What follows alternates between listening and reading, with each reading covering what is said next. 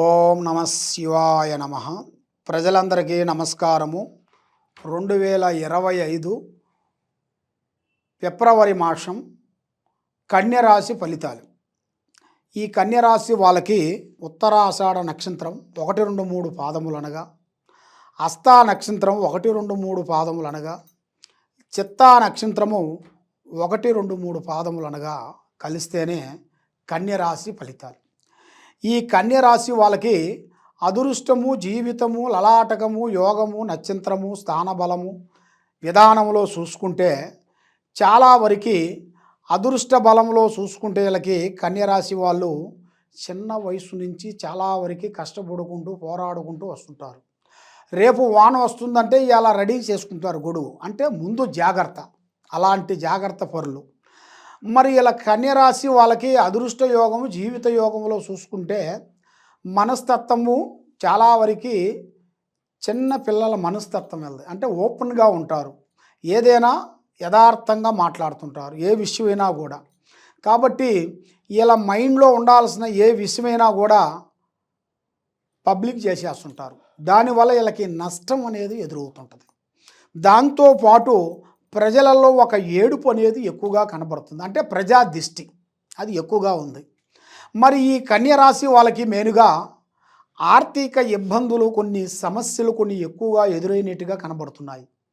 కానీ ఎన్నో రోజుల నుంచి కష్టపడుతూనే ఉంటారు, కానీ గొర్రెకి బెత్తడి తోక అన్నట్టుగా ఎన్ని రోజులు కష్టపడ్డా కూడా దానికి ప్రతిఫలం అనేది వీళ్ళకి నిలబడుతున్నాయి. అంటే సంపాదన అనేది వస్తుంటుంది, పోతుంటుంది. ఎన్ని రోజులు సంపాదించినా కూడా వాళ్ళ హ్యాండ్లో, హస్తంలో అనేది నిలబడదు. లక్ష్మి వస్తుంటుంది, పోతుంటుంది. మరి ఇలా జాతక యోగంలో, నక్షత్రంలో చూసుకుంటే మరి ఇలా జీవితంలో ఒక స్త్రీ నుంచి మంచి అద్భుతమైన విధానం అనేది వీళ్ళకి అదృష్ట యోగం అంటారు. ఒక స్త్రీ నుంచి మంచి అదృష్ట యోగము, కలిసి వచ్చే యోగము, ఒక అదృష్ట ప్రాప్తి యోగం కనబడుతుంది. మరి దాంతోపాటు ఇలా జాతకంలో కూడా చేయాల్సిన ఉద్యోగ విశేషాల్లో కూడా కొన్ని మార్పులు, కొన్ని చేయాల్సిన ఉద్యోగాలు వీళ్ళు చేసే దాంట్లో కూడా కొన్ని ప్రమోషన్లు కొన్ని ఎదురయ్యేట్టుగా కనబడుతున్నాయి. అంటే వచ్చే మార్గాలు కొన్ని ఉన్నాయి. ఎన్నో రోజుల నుంచి మధ్యలో కొన్ని రావాల్సిన ప్రమోషన్లు ఆగిపోయినాయి కూడా ఈ నెలలో వీళ్ళకి ఆటోమేటిక్గా ఎదురయ్యే మార్గాలు కూడా వచ్చే సిచ్యువేషన్ కొంచెం కనబడుతుంది. మరి ముఖ్యంగా రాజకీయ ఫలితాల్లో చూసుకుంటే మంచి అద్భుతమైన విధానాలు ఉన్నాయి. కాబట్టి వీళ్ళు ఎన్నో రోజుల నుంచి ప్రజలకి సేవ చేస్తున్నా కొద్దీ ఆ సేవ, ఆ ప్రేమ, అభిమానం అనేది ఎప్పుడూ ఉంటుంది.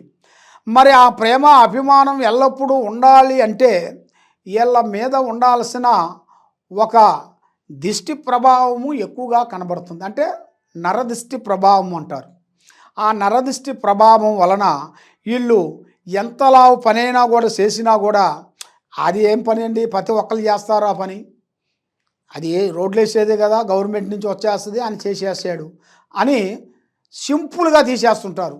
కానీ ఆయన పడ్డ కష్టము, దానికి పడ్డ విధానము, అక్కడి నుంచి తెచ్చిన విధానము, దానికి ఎన్ని కష్టాలు చేయాలి, ఎన్ని బాధలు పడి ఎన్ని విధానం చేసిందనేది తెలవదు. కాబట్టి అలాంటి సింపుల్గా తీసేయకోకుండా వాళ్ళకి ఇంకా అభివృద్ధిగా కావాలి అంటే వాళ్ళ మీద మెయిన్గా గురుదశ అనేది పెరగాలి.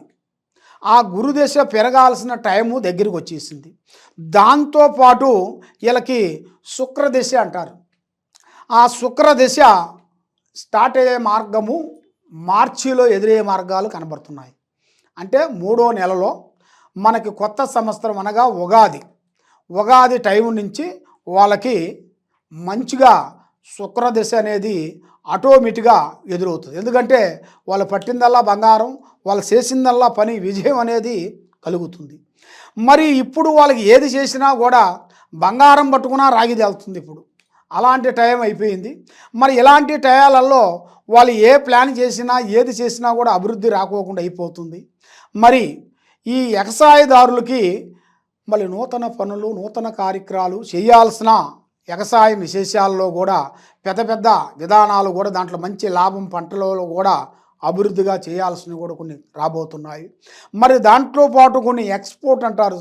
అంటే వీళ్ళు చేసిన తర్వాత దాన్ని మీరు ఇక్కడే చేయకోకుండా కొంచెం వేరే దేశాలకు కానీ వేరే ఊర్లకు కానీ పంపించాల్సిన టయాలు కూడా ఎక్స్పోర్ట్ అంటారు, అలాంటిది కూడా అతి దగ్గరలోనే వీళ్ళకి కనబడుతుంది. దాంట్లో మంచి లాభాలు అనేది అభివృద్ధిగా వచ్చే మార్గాలు కొన్ని కనబడుతున్నాయి. మనం ఎక్కడెక్కడో పోయి డైరెక్ట్ పోయి కొనుక్కొని తీసుకొని వస్తుంటాం. అలా కాకోకుండా మనం ఫోన్ చేస్తే ఇప్పుడు అన్నీ మన దగ్గరికి వచ్చేస్తున్నాయి. హలో అంటే వచ్చేస్తున్నాయి మన దగ్గరికి. అలాగా మీరు చేసే పంటల విధానాల్లో కూడా కొన్ని మార్పులు, కొన్ని చేంజెస్లు మీరు చేసినట్టుగైతే దాంట్లో మంచి శుభ ఫలితాలు రాబోతున్నాయి. రాజకీయంలో కూడా అభివృద్ధి రాబోతుంది. మరి ఈ సినీ ఫీల్డ్ వాళ్ళు ఉండవలసిన వాళ్ళకి, తర్వాత ఈ యూట్యూబ్ రంగంలో ఉండవలసిన వాళ్ళందరికీ మంచి శుభవార్త వినబోతున్నారు.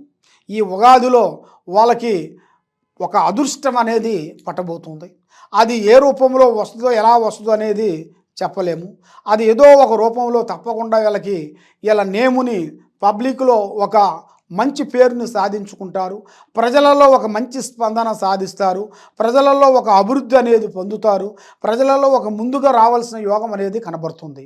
మరి దీంతో పాటు వీళ్ళకి ఎన్నో రోజుల నుంచి కొన్ని సమస్యల్లో ఇరుక్కబోయి, కోర్టు సమస్యల్లో సతమతమైపోయి, భార్యాభర్తలు కానీ, కుటుంబంలో విషయాలు కానీ, స్థానంలో కానీ, లేదు భూమి విశేషాల్లో కానీ సతమతమైపోయి లేనిపోయిన దాంట్లో వీళ్ళు ఇరుక్కోవటం కానీ, అలాంటి కొన్ని కోర్టు సమస్యల్లో ఎంతో బాధపడే వాళ్ళకి ఇప్పుడు ఒక మంచి అవకాశం అనేది ఒకటి రాబోతుంది.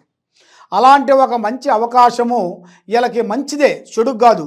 మంచిగా అంటే తొందరగా సమస్య తీరాల్సిన టైము, మనకి కొత్త వాళ్ళు పరిచయం కావాల్సిన వాళ్ళు, ఆడవాళ్ళు కానీ, మగవాళ్ళు కానీ, స్నేహితులు కానీ, మిత్రులు కానీ, బంధుమిత్రులు కానీ మనకి ఎదురయ్యే మార్గాలు కూడా అతి దగ్గరలోనే కనబడుతున్నాయి. కాబట్టి వీళ్ళకి మెయిన్గా పూజాబలం తగ్గిన దాని వలన ఏ కార్యక్రమం అనుకున్నా కూడా చేతికాడికి వచ్చింది నోటికి అందుకోకుండా పోతుంటుంది. కాబట్టి మరి అది ఎందువల్ల అవుతుందంటే, మరి వీళ్ళకి పూజా బలంలో కొంచెం బ్రేక్ అయిపోయిన దానివల్ల వీళ్ళు ఏ పనైనా ఎదగలేకోకుండా బ్రేక్ అయిపోతుంటారు. జై శ్రీరామ్. వీళ్ళు చేయాల్సిన పూజా బలం జై శ్రీరామ్ అంటే రాముల వారిని పూజించాలి. ఆ రాముల వారిని మనకి ప్రతి ఒక్క ఊరిలో కానీ, ప్రతి ఒక్క గ్రామంలో కానీ, ప్రతి ఒక్క పల్లెటూరులో కానీ రాముల వారి గుడి అనేది ప్రతి ఒక్క దుక్కున ఉంటుంది.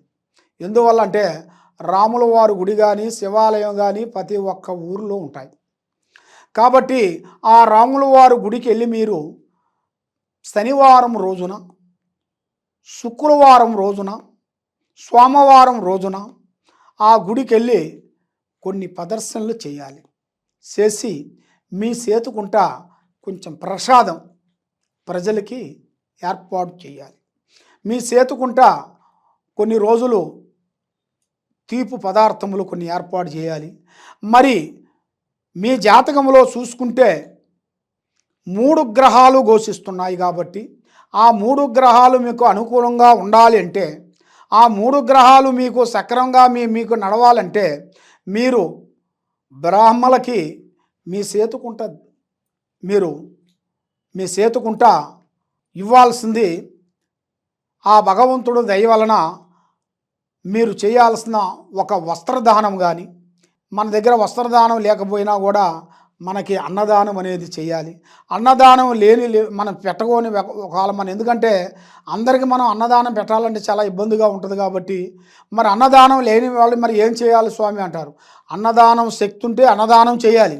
అన్నదానం శక్తి లేని వాళ్ళకి అక్కడ మనకు దగ్గరలో ఉండవలసిన వాళ్ళ బ్రాహ్మణులందరికీ వాళ్ళు పిలిపించి వాళ్ళకి తాంబూలంతో మీ చేతుకుంట ఒక 3 దీపాలని వెలిగించి, ఆ 3 దీపాలని ఒక 3 దోశల్లో మీ చేతుకుంట బియ్యం ఒక ప్లేట్లో పోసేసి 3 దీపాలు పెట్టేసి దాంట్లో 116 కానీ అంటే మీ శక్తి దాంట్లో పెట్టేసి మీ చేతుకుంట ఆ బ్రాహ్మణులకి మీ చేతుకుంట ఇచ్చిన వేళ మీకు మంచి యోగం అనేది ఎదురవుతుంది. మనశ్శాంతి కలుగుతుంది.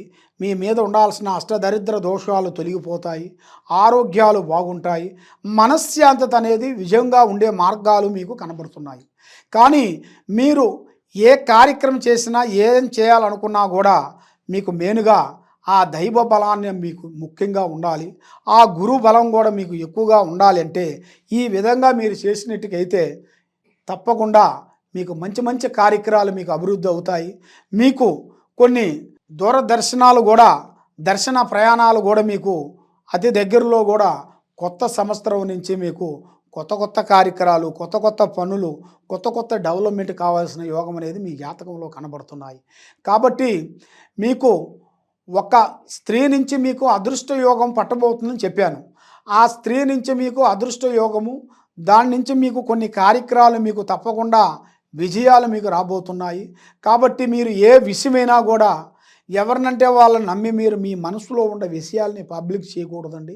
అది మీకు పబ్లిక్ చేసిన దానివల్ల మీ మంత్రం మీకే రివర్స్ అవుతుంది. ఎందువల్లంటే మీరు చెప్పుకునే మీరు తగులుకుంటారు. అలాంటిది మీ పర్సనల్ విషయాలు ఎవరికీ మీరు షేర్ చేసుకోకూడదు.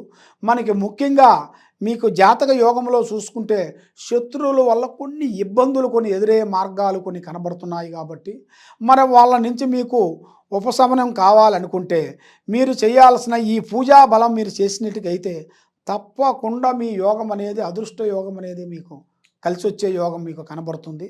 కాబట్టి మీకు ఏ కార్యక్రమం చేయాలన్నా, ఏ పని చేయాలన్నా కూడా పెద్దవాళ్ళ ఆశీర్వాదం మీరు తీసుకోండి, పెద్దవాళ్ళ డైరెక్షన్ తీసుకోండి. మీకు తప్పకుండా మంచి శుభ ఫలితాలు జరగబోతున్నాయి. మీరు ఎక్కడెక్కడో పోయి నిరాశ చెంది ఉన్నారు కాబట్టి ఈ కింద ఉండాల్సిన నెంబర్కి మీరు సంప్రదించినట్టుకైతే మీ పేరుని బట్టి, మీ సమయాన్ని బట్టి, మీ జాతక యోగాన్ని బట్టి ఏముందా అనేది మేము చూసి దాని జాతక చక్ర గణితం వేసి చూసి చెబుతుంటాము. చాలామంది స్వామి మేము పుట్టిన టైము, పుట్టిన గడియ అలాంటిది ఏమి రాసిందేమి లేదని చాలామంది బాధపడుతుంటారు. అలాగే మీరు ఏమి ఇవ్వాల్సిన పనేం లేదు. మీ పేరు, మీ వయసు, మీ గోత్రం ఈ 3 కానీ మాకు చెప్పినట్టుగైతే మీకు ఎలాంటి సమస్య ఉన్నా కూడా మేము దాన్ని పరిష్కరించి గణిత చక్రం వేసి చూసి మేము చెప్పగలుగుతాము. ఈ కింద ఉండాల్సిన నెంబర్కి సంప్రదించండి. సర్వో జనా సుఖినో భవంతు.